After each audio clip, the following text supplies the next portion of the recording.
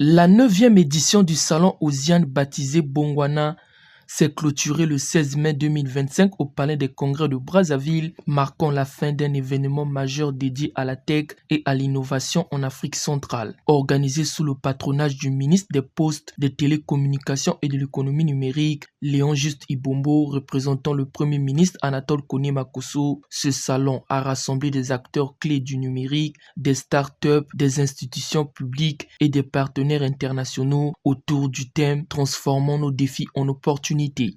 Pendant 4 jours, notre capitale, Brazzaville la Verte, a été le carrefour bouillonnant de l'innovation, un véritable laboratoire d'idées, d'échanges et de solutions tournées vers l'avenir. Des milliers de jeunes, passionnés, audacieux et décomplexés ont répondu présents à l'appel présidentiel pour transformer les défis de notre temps en opportunités. Osiane 2025 nous l'a démontré. L'Afrique regorge de talents, prêts à bâtir l'économie du futur. Durant 4 jours, près de 25 000 visiteurs et participants ont assisté à des conférences, ateliers et sessions de networking abordant des sujets tels que l'intelligence artificielle, la cybersécurité, la souveraineté numérique et l'inclusion digitale. La République démocratique du Congo, invitée d'honneur, a mis en avant ses initiatives numériques à travers un pavillon dédié. La cérémonie de clôture a été marquée par l'annonce des 5 meilleurs start-upers de l'édition, récompensés pour leurs solutions innovantes répondant aux défis locaux. Le projet c'est Genesis, un réchaud à induction solaire qui a été conçu pour remplacer le réchaud à gaz qui est très dangereux et devenu très coûteux. Remplacer le réchaud à charbon de bois qu'on appelle chez nous Makala, qui cause la déforestation des plantes, et remplacer le réchaud électrique qui est très coûteux en énergie. Il y a des panneaux solaires qui captent l'énergie solaire et les transforment en énergie électrique qui sera stockée dans des batteries qu'on a conçues nous-mêmes, des batteries un peu spéciales.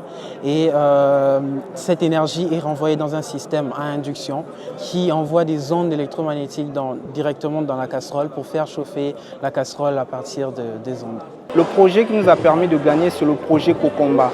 Cocomba est un ERP de gestion d'entreprise en conformité avec les normes OHADA.